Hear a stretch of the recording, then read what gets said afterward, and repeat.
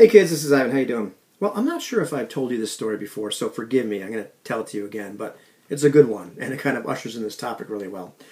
Years ago, I shared an office with this guy named Herb, and Herb was this excellent jazz saxophonist. And actually, we found out after we'd worked together for, I think, a couple of years that we'd actually played together years and years before. Just came up in conversation. I was talking about a band I used to be in, a mutual friend that was in that band, and all of a sudden we realized Herb had sat in with my band, years ago at the time. And now it's years and years ago. Anyhow, one day I'm walking by the office, and Herb is listening to country western. And forgive me if you like country western. This is not dissing country western or all that sort of stuff. But I was like, gee, if you knew Herb, you wouldn't think, my gosh, he likes country western. So I say, Herb, what gives? What's going on, man? And he said, country is one of those, the few types of music that I can listen to without analyzing it. I'm like, well, what do you mean? He said, well, any other kind of music that I listen to, because I just have so much education and background that, like, I'm listening to jazz or classical or whatever, and I'm hearing chord inversions and different scales and different ways of approaching a song, and etc. But he said something like country, he goes, there's not a heck of a lot going on, so there's not a lot to analyze, so I can just listen to it and enjoy it for what it is, and enjoy it as music. So I found that pretty interesting.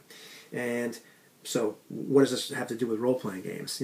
Recently I've been talking a lot about Circle of Hands, and this is not a video about Circle of Hands, but one of the things that we talked about was, making decisions, in character as characters. Why do we make the decisions that we did?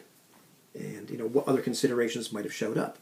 And I kept talking about this with a group of friends, and one of the things that came up was this idea of, staying true to, one method of making decisions as a character. And it's been my experience that despite the fact that I have a particular algorithm or MO or thing that I like to make decisions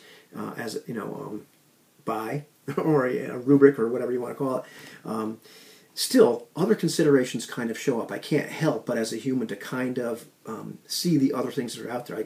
I still analyze the entire picture.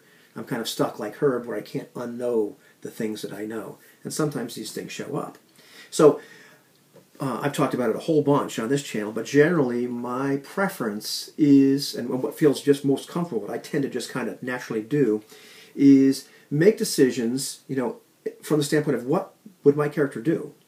And this is something that just kind of happens naturally. I just sort of kind of fall into, who is this character? What do they want? What are their motivations? Maybe it's something I've actually written down on a sheet. Maybe the game instructs you to do that and kind of come up with some stuff. But very often the character just kind of shows up, whether I mean it to or not. And very often it's kind of an amalgam of those two things. Come up with some sort of idea, and then the final character just kind of poof shows up one day, and you realize this is what they would do. Sometimes I'm very surprised by what a particular character would do in a particular situation. And had no idea Tess would do that. And very often, depending on the different characters I play, sometimes in the same game, they would do very, very different things because they're very, very different people. However, just because that's my primary motivator or that's the the favorite ingredient doesn't mean there's not other ingredients in the stew, and they tend to show up. And I wonder if you've had this experience as well. And so, what are these other considerations that show up? And these are in no particular order, and some of these aren't really very important to me, but they're considerations. One of them would be, what would make the best story? And I don't mean what would be the right thing to do for the story that the game master has already prepared, the story that we've agreed to kind of make, because that is another consideration that people might have. That's certainly not one that I like, and I don't like to play in those games. I find myself in those games every once in a while, like, I really don't want to do this. But I mean, what would be the really cool thing to do here right now? What would be the most, well, take our example from Circle of Hands. Would it have been more Circle Nighty and more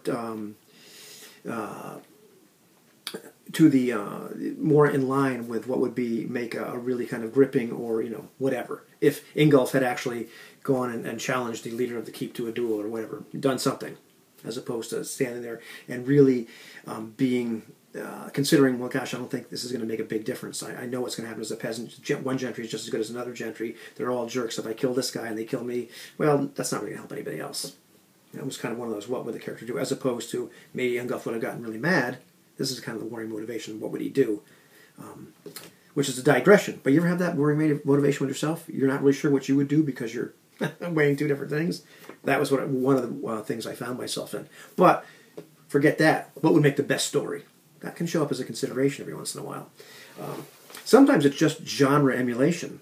When we're playing All for One Regime Diabolique, we're being very musketeer-y. That's definitely a consideration as I'm playing Philippe Moreau, where we're doing very swashbuckly, and there's the flair of capes and cloaks, and there's the idea that we're haughty and we're proud, and that's a consideration. When we're playing Star Wars, we try to do very Star Warsy things. When we're playing Hollow Earth Expedition, I'm playing Joe Decker, it's very Indiana Jones-ish, and I will very often make that character do things that are fit in with that particular genre. If we're playing something that's like Leagues of Cthulhu, well, it's going to be a little bit different, and we're going to try to emulate that genre. But sometimes that's a consideration that goes hand in hand with what would my character do. Is am I being true to this genre that we've all kind of signed up for? Sometimes a consideration is just meta-knowledge. It's like really being in Herb's shoes, where I can't help, I can't unknow what I know. I already know how venture preparation works in Circle of Hands, so it comes unbidden. I don't want to be identifying venture components, but I do, because it's obvious sometimes. I played other games, and once again, it's obvious. So you can see kind of the gears and the pulleys in the background, and you just have some meta knowledge, and I sometimes it's just a consideration. I think this is an important thing. This is not an important thing. I wonder what kind of time we have, which that ushers in time constraints. One of the reasons I'm not a huge fan of playing one shots is you start to sometimes you can't help but start to consider, at least in the back of your mind, if you're me and I am me, okay, well, we only got so much time. May I put a hierarchy of importance? If there's something that I think would be the most interesting, maybe we'll do that. Maybe that's warring with what would the character do motivation. When we're playing in Circle of Hands right now, once again, there's this knowledge that this session is just going to be the session. This is going to be the time that we have to actually interact with this. And sometimes, I start to realize, okay, well, I know what this and this is. Maybe I'm going to ignore what looks pretty nifty, but we only have so much time, and I kind of know that's really not going to be very important, or I don't think it's going to be very important. You get the picture. Sometimes it's group dynamic and expectations and limits. There could be this expectation that we're going to follow the GM story.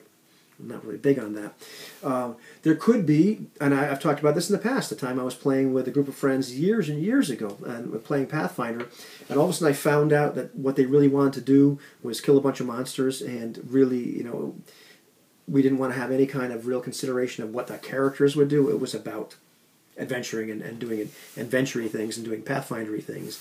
And I found it wasn't really for me, but that was a consideration, and so it helped inform the decisions I made in that group. There could be other expectations. There could be simply like hard limits, like these are the lines and veils we have. These are the things that are off the table. These are things that I wish you wouldn't do. These are things that are part of the social contract, whatever that might be. And so very often there are those considerations too. Like before I do what my character would do, let me make sure this isn't going to violate something or upset anybody, or whatever it happens to be. And maybe the group expectation is we want to do things that are going to make the best story, which I've talked about in the past. So, not saying at the end of the day that I weigh these over, what would my character do, but these kind of considerations can show up every once in a while, and my awareness of them can cause me to pause for a minute and think, okay, what exactly should I do here? Should I go with my gut instinct? Should I go with what my character would do? Or should I make sure there's something else I'm not violating, or something I've forgotten to consider? I don't know if you can relate to that. I don't know if you ever had that experience. And I don't know that there's really a cure for that. Even when I go ahead and act and play, with the what my character would do motivation, which, to me feels the most pure. Still, I think as a human being, I can't help but be aware of those other components. And every once in a while, they're very important, and I need to make sure that I pay attention to them. And sometimes, context is everything. Circumstances matter. When we're playing All for One Regime Diabolique, it's all swashbuckling and witty banter and all that sort of stuff. But if you watch those games, in our Lights and Darkness campaign, there's those moments where things get really serious and the tone changes, and we're not doing that anymore because we become much more serious, and our decisions are informed very differently. I don't think we've broken the genre at that point, but it's become different, if you know what I mean. Anyhow, I'd like to hear your experience on this and your thoughts. What are your thoughts? Take it easy, kids.